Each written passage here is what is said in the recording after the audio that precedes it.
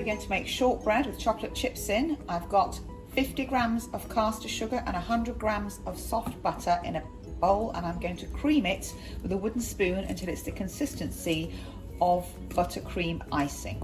It should be slightly paler and be able to move it around the bowl easily. And then I'm going to add to this 150 grams of plain flour sieved. And I'm just slowly going to work the flour into the creamed butter and sugar. If you wanted to add some flavourings like lemon or orange zest in now, that would be great. If you wanted to add some vanilla essence as well, you could do that too.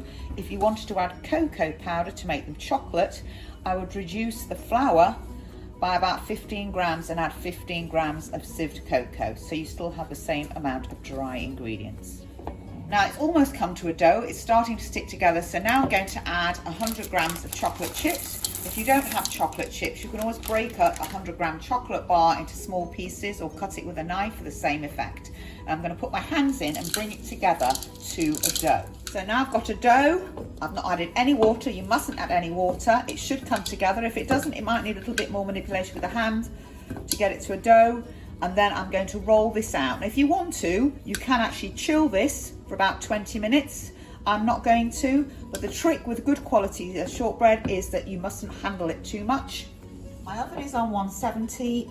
If it's a fan, it'll be 150, and you're going to cook them for 15 to 20 minutes until they're golden. Not too brown though. They may still be soft, but they harden as they cool down. So I'm going to lightly sprinkle the tray with flour, and I'm going to lightly flour my surface. And I take my dough and I'm just going to cover it in a little bit of flour.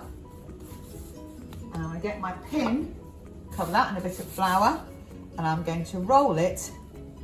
And it's very short, so you just push it back together with your hands to about the depth of about ½ centimetre.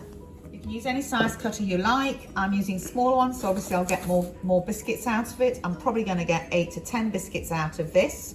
Start from the outside to get the most you can, and using a palette knife, lift the biscuits and put them on your floured tray. Maximum amount of biscuits out of that. Just squeeze it together, handling it as little as possible for a better quality biscuit, and then roll it out again, trying to roll it as thick as the last lot that you rolled so they all cook at the same time in the oven.